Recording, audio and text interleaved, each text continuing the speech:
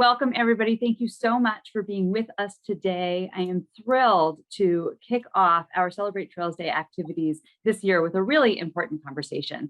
I'm Brandy Horton. I'm Vice President of Communications at Rails-to-Trails Conservancy, and we are going to talk today about the role that trails serve in providing space to be active outside for people of all abilities.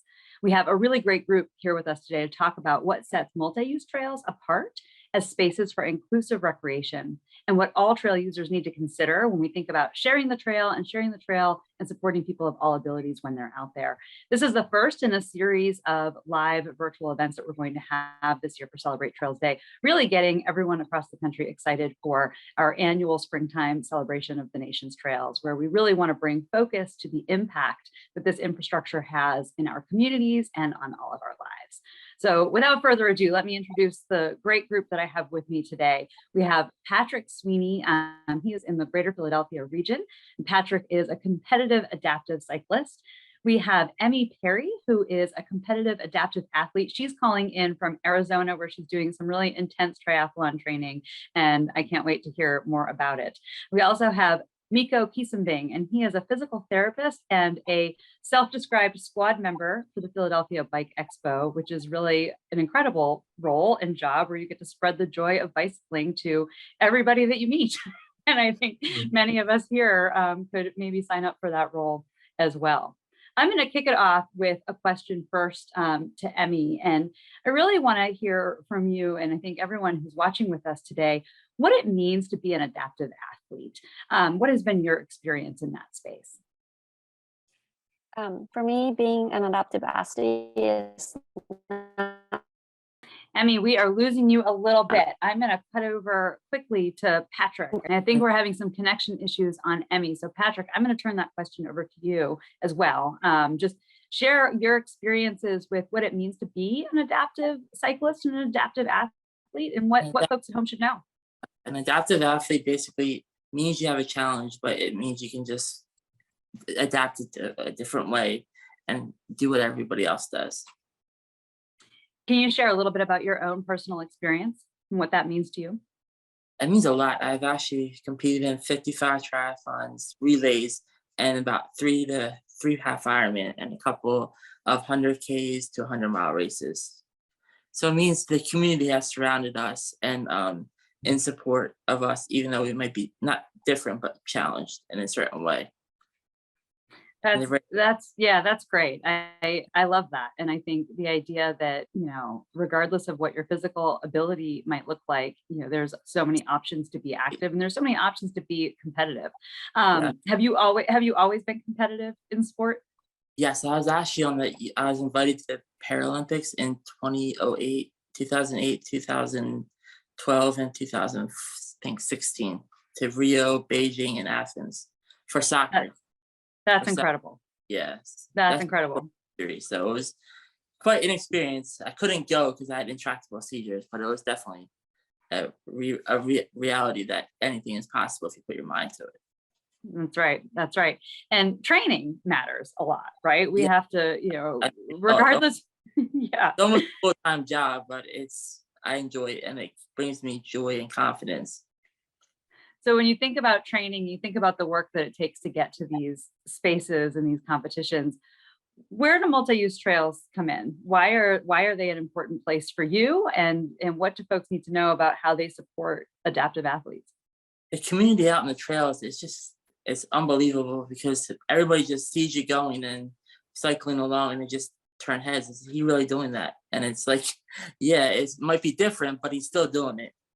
And I mean, there's times where people just stopped over on the side of the road and said, "Do you need help?" And I was like, "I actually needed help." And they just pushed me along and said, "Here you go. Here's your help.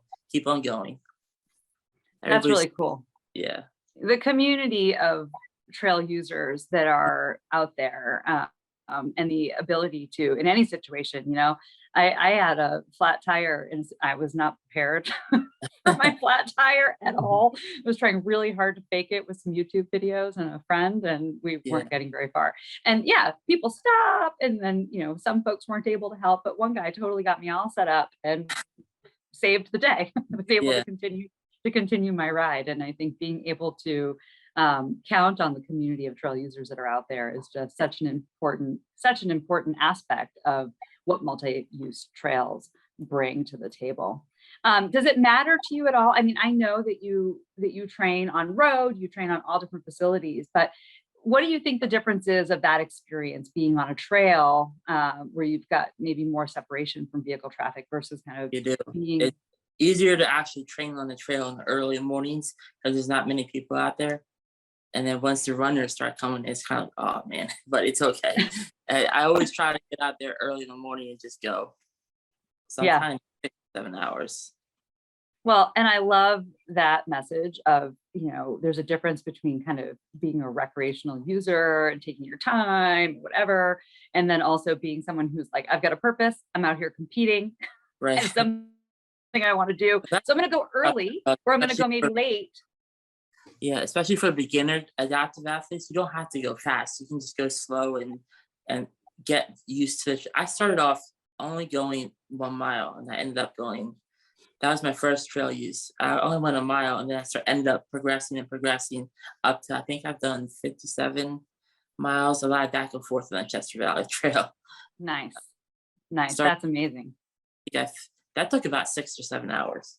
That's a full day. That's a full day experience right there, for sure. It's, well, and I love that message of, starting at 1 mile and then building up to it over time. And I'm gonna turn to Miko real quick.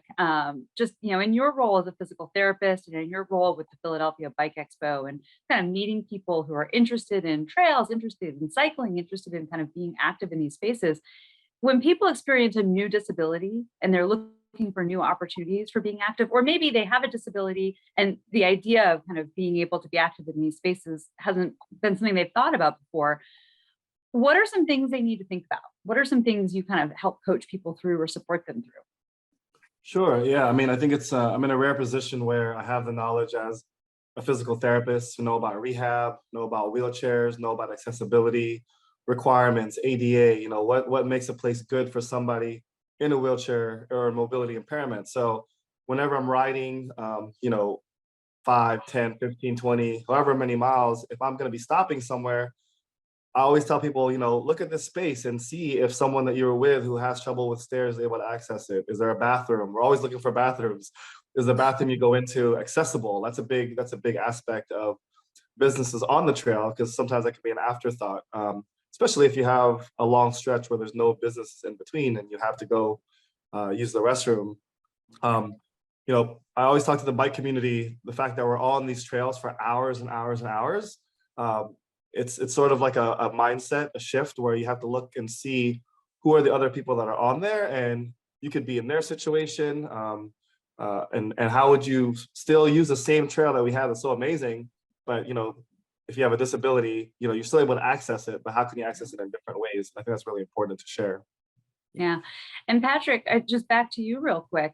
When you started to get involved, and we're talking many years ago, but when you started to get involved in adaptive sports, what were some of the things you learned that were important or that you needed to know?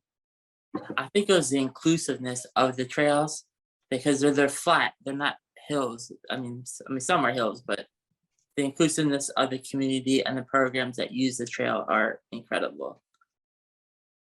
That's great. And what about accessing, information and resources? Are there any organizations that you connected with to help you do that?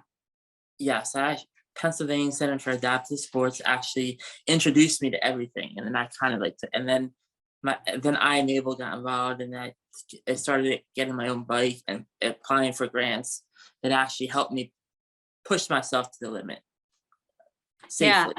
Yeah, safely and with support, and Yes. I think the social connection piece of it is so huge. And one of the things in kind of preparing for this and getting to know you all over the past few months, just loving the I Am Able Foundation and the Pennsylvania Center for Accessible Sports, in that they provide that community around this, which I think whenever we're talking about, figuring out your role in these spaces, or, how to kind of use trails, if this is something that's new for you, community matters it's a common denominator. Yeah. We want to have that support. So welcoming. how has that made a difference for you and Miko? You know, how have you been able to kind of help bring connections to people in that way? Yeah, I mean, the connections piece is really important. I think it's, you know, having resources, having knowledge, it can only do so good in your head. You really have to share the trail, you know, share the information so people can access it. I always just think about how, if you look at me, Emmy, and Patrick, how we kind of all intersect.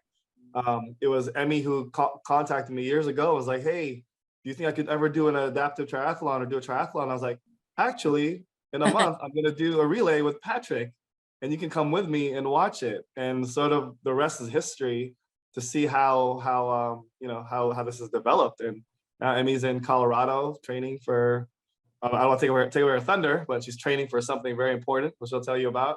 And Patrick is just continuing to rack up more and more races in his resume. So yeah, the connections are so huge to allow people to feel welcome and to feel that, you know, they have a safe space to be able to move in. That's great. And go for it, Patrick. One of my first triathlons, I was like, and then we just connected through Facebook, like about, I want to say 6 months ago. And I was like, she's like, I think I know you. I was like, I don't know. And then it was like, you were at my first race. I said, oh yeah. And then it was like, Miko, and that's the connection. And I was like, yes, I do remember you. And then it all started from that race. And now she's training for something big, which is so cool. And I love this segue because I think we have Emmy back, and we're going to try audio only so that we don't lose her. But Emmy, everyone is alluding to something big. What are you working on? I just joined the resident team at the Olympic Training Center in Colorado Springs to train for the para-triathlon. That's incredible. Congratulations. That is an Thank enormous you. accomplishment. And I'm going to kind of go backwards a little bit because I had wanted to ask at the very beginning, you know, your perception and your definition of what it means to be an adaptive athlete and the role of multi-use trails in providing space for people to explore that part of themselves. Yeah, definitely, because I was an athlete before I got injured. Being an adaptive athlete is not too different, but I just have to be more like creative and flexible too, because I have different needs that I didn't even think about before. But also, like, after I got injured, you know, being able to train and exercise in a different way, but, you know, in a way, definitely helped me kind of give me back the purpose and identity as an athlete. So it helped me a lot with, like, you know, physically, because I'm getting stronger by doing the exercises, but also like the social and the emotional and mental, all different aspects, you know, it helped me a lot. And also I love nature, but, you know, a lot of time natures are very not too wheelchair friendly.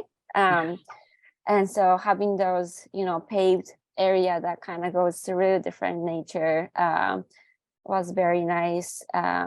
And, you know, being able to train and be around other runners and bikers and feel like you're part of them instead of, you know, using a trainer inside because I'm like too nervous to go outside. So, yeah, I think it's very nice and useful in many different ways. I love that explanation, and I love the connection to being able to access nature too, and access kind of the full community around you of people running and families walking and people biking and all of the different activities. We have a good friend out in the Washington State area, Ian Mackay, and he runs a program called Ian's Ride. And it's all about kind of building inclusion and accessibility for people with disabilities and primarily on trails, but in other spaces as well. And Ian was injured in a bike accident, and he will often say that multi-use trails saved his life because he was really depressed and didn't have an outlet, and the trail in his community became his outlet, and he hasn't missed a day. And I won't speak to the count, but I think it's like 6 years that regardless of weather, anything else, he gets out on that trail. And just last year he tackled about 400 miles of the Great American Rail Trail. He left to DC, and over the course of about not even 4 weeks, but the course of a few weeks, he was able to make it to Columbus, Ohio in his fully motorized wheelchair that he operates with his mouth. And just an incredible journey and an incredible showcase of the fact that multi-use trails deliver something really special to, I think, people of all different experiences and backgrounds. One thing I want to go back to real quick. So we were talking right as you were coming back in, Emmy, about just like kind of what does it take, whether it's a new injury or diagnosis, or you're just kind of new to thinking about getting outside in different ways, what does it take? And I wanted to share that I am mom to a little boy with disabilities. And so I know in different ways, some of the challenges, you go to the doctor, you learn things, and then you leave with like, okay, well, make sure you get active outside. Okay, sounds good. And there are all sorts of considerations. There's equipment you have to think about. There's safety that you have to think about. There's, how do you maybe fund, like, how do you get the financial resources to pay for some of the equipment that's very expensive? So for folks who are listening at home who might be like, I hadn't really thought about trails before or anything like that, do you have any advice for how they can find out about those pieces of it? You can find the trail, but there's sometimes a gap between like, I want to do this, I know where the trail is, how do I make it happen? I think I got, very lucky to have the people around me who were like supportive and very like knowledgeable. Because the rehab I went to had an adaptive sports program. So they like introduced me to wheelchair racing like very early on. And then I think what helped the most for me was, going to different races and meeting other people who's done it for many, many years. And I think everyone in that like adaptive sports community like want to help other people to, grow the field. So they were very helpful to letting me know, like, how to use those equipment, because you can get them, but if you don't know how to use it or use it in the right way, it can be not so good. It can cause injury and stuff too. So, and I feel like that's the nice thing about like the social media now. You can type in different stuff and find other people who might have similar injuries or, doing the sports that you want to do, and kind of reaching out to them and be like, hey, like, I want to get into this. Like, how did you do it? Like, maybe reaching out and asking questions. There's a lot of like Facebook groups where you can post stuff and someone will get back to you. And, if anyone is interested in wheelchair racing or paratriathlon, like I'm more than happy to connect, those people to the right people so that they can get into it too. I love that, Emmy. So for everyone who's with us today, make sure to reach out to Emilia Perry. She is going to connect you to the information you need. I also love the idea of going to events and, finding community that way. I'm curious, Miko, from your seat, when you're working with someone who kind of comes in and they say to you, I really, like I miss cycling, or I really want to get out, I want to be active in a different way. What are some of the things you might direct folks to? I mean, definitely working in a rehab center, I was able to connect with a lot of, shout out to all the recreational therapists out there. They're just a wealth of knowledge as far as having a book knowledge, brain full of ideas, organizations. I think that's someone I'll always connect them to. And then organizations like I Am Able Foundation, PCAST, knowing that they exist, letting them get on the website, asking questions. And also like mentoring. So having one thing is always like what Emmy was just saying, people that are in similar situation, but I've been in a chair for years, have disability for years, connecting those folks with those other folks to show that, hey, this is possible. Because it can only come to a certain point from me, come to a certain level of understanding, but really, it's a whole different type of it's motivation and connection once they're able to talk to somebody that's actually living it, versus just having the knowledge and sharing. But there's value in always keeping your ears open, keeping your ears to the ground to see what's out there, because you'll never know who's gonna benefit from it. Yeah, I love that. And the other thing we've talked about in some of our prep here is like even finding in your community demo days where, because even figuring out what the right equipment is for you can be tricky. Back to my own personal family experience, my guy is getting big. He's 12, he's almost as big as I am. And we've been thinking about, what's the right bicycle so that my family can continue to kind of bike as a family. And it took a lot of online research to find something we thought would be good. But then before you make that investment, it's like, well, we really want to try it. Then we had to find a bicycle shop that actually had them available for demos, and we had to wait for them to get one in. So there's a lot of patience involved for sure. And I think if we had had access to kind of a demo day where we could see all of the different types of equipment that existed, it would have launched us on our journey a little bit more quickly. So I love the idea of demo days and kind of expos and trying to find those near you to just kind of try stuff out. Patrick, I'm going to ask personally, you know, you've got some equipment that's your favorite. Is there, how'd you land on it? It was actually trial and error. I had an upright trike, and then I flipped it, and I was like, "Oh, that's not good." Then I said, then I enable PCAS, and the executive director for my enable actually started looking out for me and finding. It was basically trial and error. Then I started to get the demo days and really starting to figure out what worked best for me. Yeah, I love that. And I think it is hard though for folks, I think sometimes to think about like, okay, well, how do I even trial and error? So one of the, as much as it's, you know, Google it is not ever the advice that we want to give, but I think what Emmy said about finding Facebook groups or social media groups where there are people who are interested in some of the similar activities I learn a lot that way for sure. And people giving recommendations of what works for them.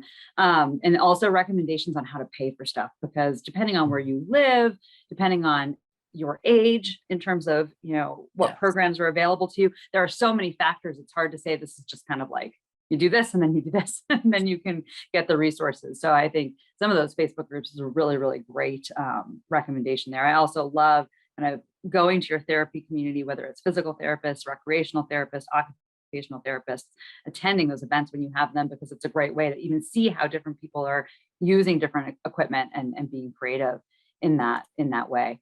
I want to take us on another direction real quick here in thinking about just the community of trail users overall. You know, Patrick, you mentioned in the very beginning that sometimes when you're out on the trail, you know, folks might stop, they might help you out if you have a special need that's happening. You know, you got something going on with your equipment, you got something going on, you need somebody to support you with. And one of the things that we believe strongly at Rails-to-Trails Conservancy, and that really is part of what we're holding up on Celebrate Trails Day, is that trails, multi-use trails in particular, are spaces where communities come together.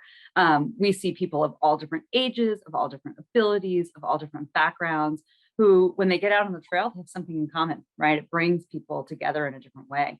And we talk about, quote, sharing the trail and making sure that you're thinking about, you know, what the people around you need and what the people around you, you know, how you can be a good trail kind of partner with them when you're out in those spaces.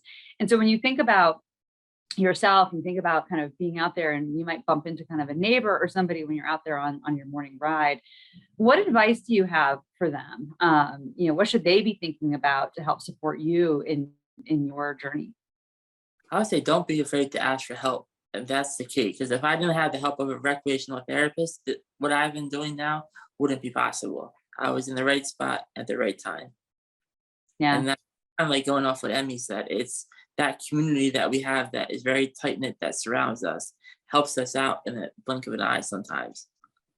That's great. And is there, Emmy, I'm going to flip it to you real quick and ask, you know, when you think about kind of being safe on the trail, or you think about, you know, just kind of whether it's road crossings or whether it's, you know, it's a busy Saturday afternoon, are there things that you want people to know about how to support you when you're out there? I think that, like, you know, just knowing that we're very low to the ground. So kind of looking down as you look back, and so that you would see us. But also, like, if you know, if I'm riding by myself and it was hard to see, maybe like letting me know that, hey, like, it's kind of hard to see you right now, maybe you should wear a brighter shirt, or, you know, I need something, because I can't see how people can see me or not. Right. So kind of getting those feedback will be helpful too, so that I can learn a little bit more from other people.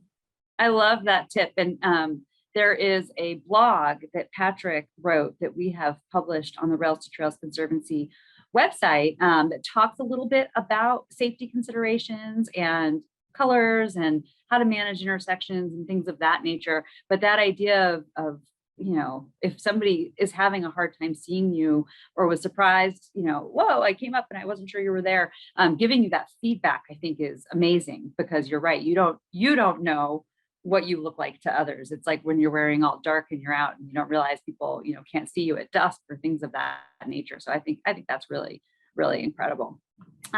Miko, is there anything, as people, again, thinking about you as that transitional bridge for folks who are either, new to their journey or, new to figuring out the outdoors, what kind of advice do you give them when it comes to safety? I think I echo what Patrick said. Don't ever be afraid to ask for help, especially for people that are on these trails that are riding them for hours and hours and hours. They're gonna have some bike skills, some bike mechanic skills. If you need help with a flat tire, don't be scared to raise your hand up and just get that type of assistance.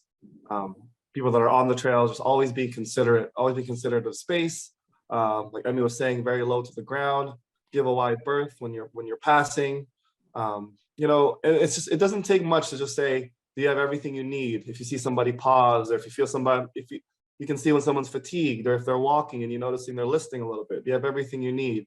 We have nutrition on our bikes. We have snacks. Those are things that it's okay to share, and just about being more considerate trail user. So look out for that. I love that phrasing of, do you have everything you need? I'm going to take that and practice that, because sometimes it feels weird to be like, do you need help? Are you okay? Yeah, but exactly. Do you have everything you need is such a great way to offer help without being condescending. Because I think sometimes it can come across as like, hey lady with your broken bike wheel over there, do you need help? Going back to my own personal experience, but do you have everything you need is just it's a nice way. It's a nice way to say that. It's a nice way to say that.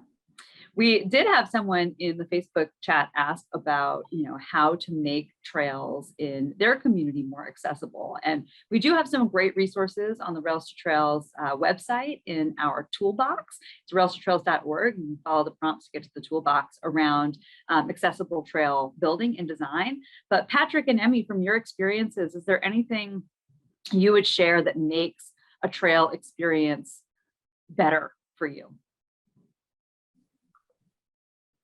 I would say just the community out there is that, like, if you see us like struggling with it, they say, hey, are you okay? And then we'll give you a thumbs up and we'll keep on moving. If you don't, just pull us over and say, because that has actually happened to me, where my mafo has actually fallen out of my shoe and people have pulled over the side and put my shoe back in the or vice versa, my mafo back into the shoe. And I just kept, and it happened multiple times. Yeah, that's incredible. And to get that support is so helpful, because then you can continue on your ride, which is what you're out there to do. So that's fantastic.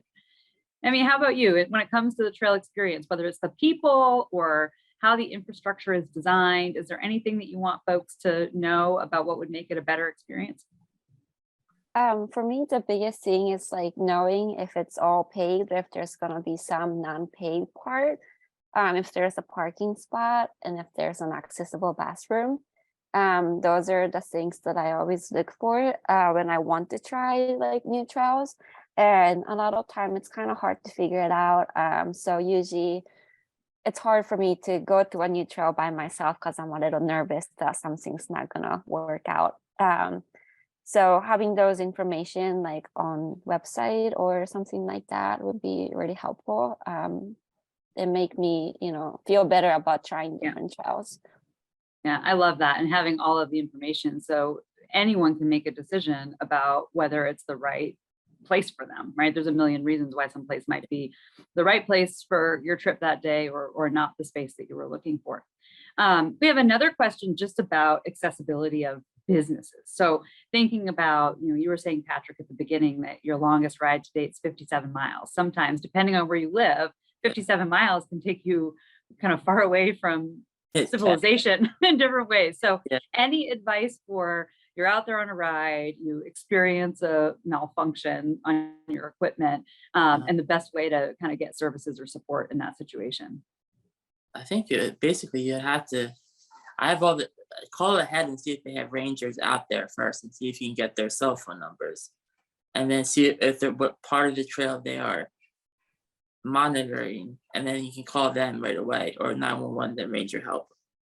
Yeah, I love that. And I love knowing what kind of on-trail support programs there are, because yeah, it can be really helpful to give them a heads up that you're going to be out there, and that there's specialized equipment involved. I think, Miko, we were talking about this the other day, just that not everyone knows maybe how to fix some equipment in different ways. And so doing that call ahead and making sure that folks know that you've got special equipment, I think is a really important tip for people to take away.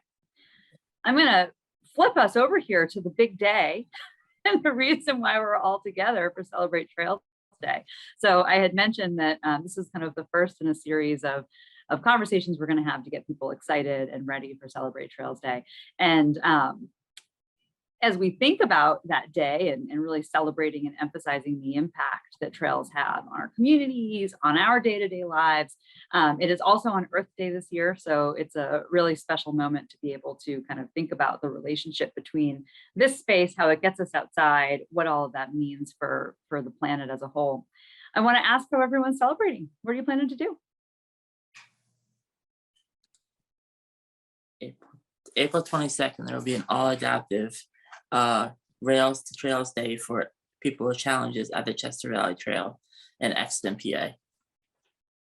It's really exciting, and I'm going to be there. Full disclosure, I'm coming to help and to participate and be a part of it.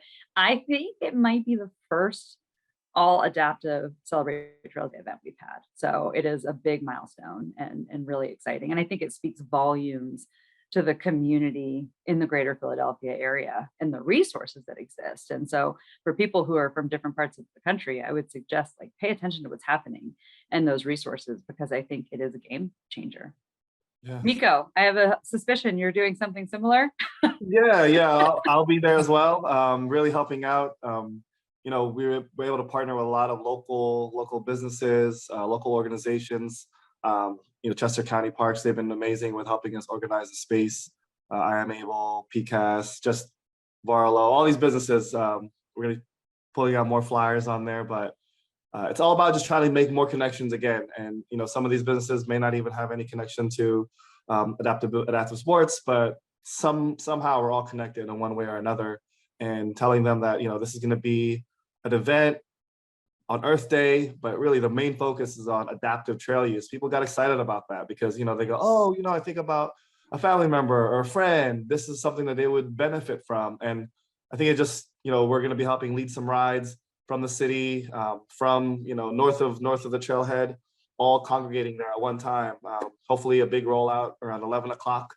But again, just having everyone share space and be a community to show that we're all there for each other and we're all using these trails for the same purpose, is to have fun. And again, the joy of cycling, and the joy of the trails, period. Enjoying it all at once. No, that's spot on. And I love that there's kind of a demo day built in there, really thinking about what are the things that people who might be seeking access to the space will need. They need to know the trails, but they also need to know the equipment. They need to know the organizations that are supportive in the community. That social connection, that community construct all around it is huge. And I can share, we have over 60 events happening across the country, and there's a few of them that have some adaptive components built in. And so I also love the fact that we have events that are serving the entire community, and there's considerations being brought in for how are we also serving the adaptive community as well. And I see Emmy popping in and out, but I know she's not going to be with us. She's going to be in Colorado, and I'm pretty sure she'll be out on a trail somewhere. So if you see Emmy, give her a major shout out. For anyone who is excited about Celebrate Trails Day, or as excited as I am, I hope you'll go to rails2trails.org/celebrate trails. There's all sorts of information you can find. There's a really great interactive map. You can find events near you. And you can also find organizations, even if they're not having an event, organizations who are part of the trails community in that space that you can connect with in different ways. You can also get resources and ideas for just getting outside on your own and kind of doing kind of self-guided activities on Celebrate Trails Day, including a section of content for folks who have accessibility needs and different considerations for being active out in spaces with different abilities, different physical abilities. So that's all there. And you can get inspired by Patrick's wonderful blog, just to kind of help encourage people to think about the different aspects of, what does it look like to get out if you're an adaptive athlete. And then the last kind of plug is traillink.com. If you don't know of a good trail near you, or you want to find a different trail to explore on Celebrate Trails Day, Traillink.com is RTC's free trail finder database. And you kind of log in there or download it on your Apple phone or your Android phone. And it's geolocated, so you type in a zip code or it finds you and tells you all the trails that are near you. So you can plan a great adventure that way as well. And we hope you'll share it. And so hop on social and use #CelebrateTrails, and we'll be looking for all those stories and amplifying them and highlighting all the different ways people are getting outside. So Patrick and Miko and Emmy, thank you so much for sharing your stories and your experiences with us today.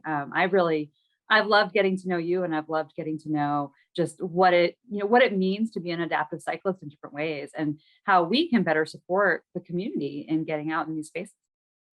So thank you so much. Thank you for having us. Appreciate it. Appreciate it too. Thank you. Hi, my name is Maggie Redden. We're on the Capitol Crescent Trail outside of Washington, D.C. I am a former Paralympian and outdoor enthusiast. I'm really motivated to get outside because I want to live a happy, healthy, active lifestyle. I also really enjoy being outside because of photography and being out in nature. I think what I most enjoy about the trail experience is really finding new places, discovering new things. It's also the mental health aspect, especially for me this past year and a half, working at home, essentially alone all day, being outside on a rail trail. I get my exercise, I get to clear my mind, it's me time. Yeah, it's like a mental reset.